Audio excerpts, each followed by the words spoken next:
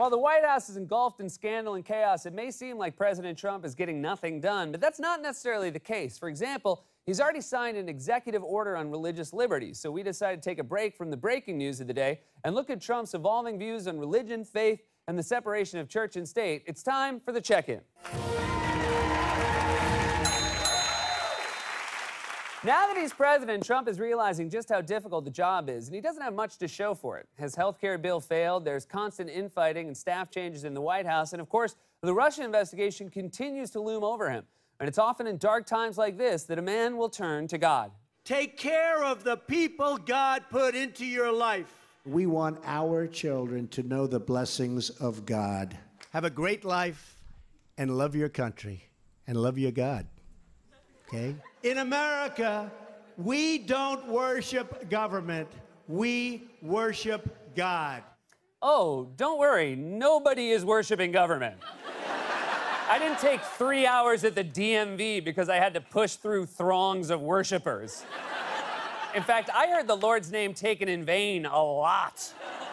Now, admittedly, Trump did talk about God a lot during the campaign, but what he had to say about God was a real mixed bag. I don't bring God into that picture. I don't. Why do I have to, repent? Why do I have to ask for forgiveness if you're not making mistakes? I say God is the ultimate. You look at this incredible, here we are on the Pacific Ocean. Mm-hmm. How did I ever own this? I bought it 15 years ago. I made one of the great deals, they say, ever. We love the Bible. It's the best. We love the art of the deal, but the Bible is far, far, far superior, right? Yes. Not only is the Bible better than the art of the deal, it's also the opposite. The only thing they have in common is that Trump has never read either of them. Now, one moment that best illustrated Trump's unfamiliarity with the Bible was when he referred to 2 Corinthians during a speech at Liberty University, but called it something else. I hear this is a major theme right here, but 2 Corinthians, right? 2 Corinthians 3:17, that's the whole ball game. 2 Corinthians, like it's a sequel to an action movie. Who can forget the famous line from Too Fast, 2 Corinthians? When Vin Diesel said to Jesus, "Hey, long hair, pop the clutch and let's ride." And then there's the question of Trump's church attendance. Based on where he spends his Sundays, it's likely his most common prayer is, "God, please don't let me hit it in the water." And according to Politico article from April, aside from Trump attending church services on Inauguration Day, making an appearance at the National Prayer Breakfast, and going to service on Easter, there's no public knowledge of any other church services Trump has attended. And that makes sense because Trump would hate church. It's an hour of people talking about someone other than him. Is this whole thing going to be about Jesus? Did you know he had 0 hotels? True story, on the day he was born, he could not get a hotel reservation. It's sad. But still, Trump is trying to take steps to please his evangelical base. In May, on the National Day of Prayer, Trump signed an executive order on what he called the promotion of free speech and religious liberty, which would allow churches and other religious organizations to become more politically active. And it provides regulatory relief for organizations that object to provisions in the Affordable Care Act, like including contraception coverage in workers' health plans. In fact, during Trump's speech about the executive order, he invited a group of nuns who refused to abide by this original rule and had taken their case all the way to the Supreme Court up to the podium. Come on up here, sister. Come on up. Right? Come on up.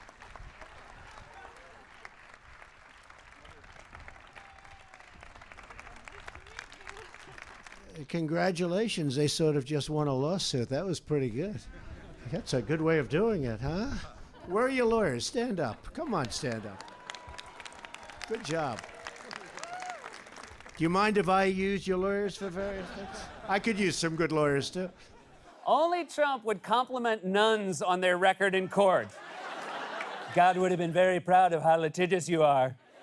Such a weird sequencing, too, like give it up for the nuns, but also the real heroes, their legal team. And the woman you see behind Trump during that speech is his spiritual advisor, friend, and pastor, Paula White. Now, Paula White is a televangelist who has known Trump for 15 years. He even invited her to deliver the invocation on Inauguration Day. Now, on the surface, it may not seem like she and Trump have that much in common, but like Trump, she's been divorced twice and married 3 times. She's been under investigation, and her former church has filed for bankruptcy protection. The difference between these two is like night and later that night. Now, White has often been criticized for telling followers that if they donate money to her ministry, they will be made wealthy by God. In fact, reports say that, not surprisingly, Donald Trump is drawn to those preachers who say that one's wealth is a sign of God's approval.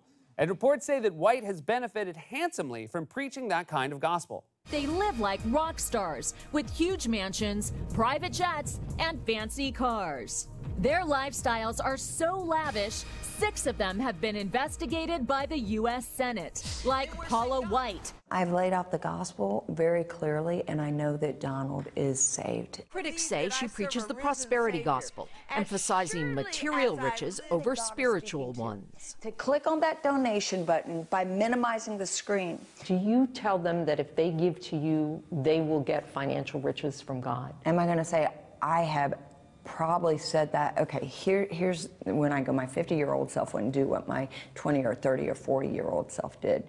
To be fair, my 50-year-old self doesn't have to, because my 40-year-old self made a killing.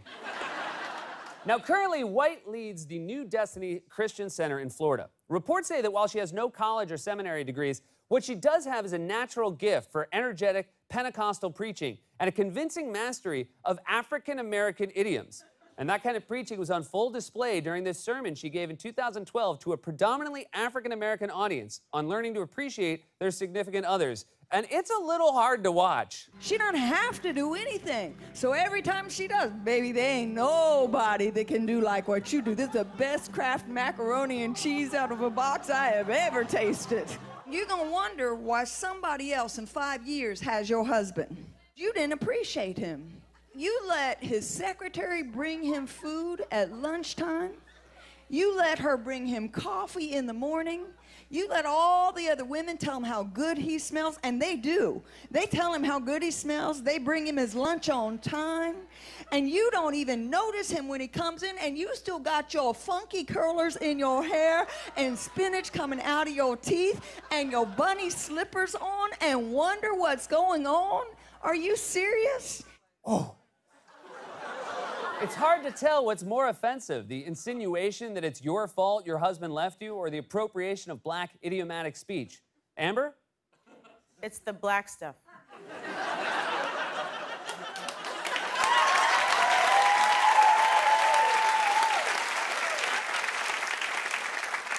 Are you sure? Yeah.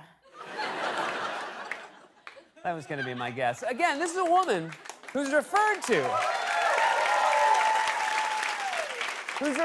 as Donald Trump's pastor and spiritual advisor. As one member of a religious watchdog organization put it, Paula represents everything that's wrong with American religion. Many evangelicals are actually uncomfortable with Paula White's presence in her gospel. But that's not stopping evangelicals from basking in their access to the president. Who could forget this photo of religious leaders with their hands on Trump's back praying for him? At least I think they're praying for him. It could just as easily be an exorcism.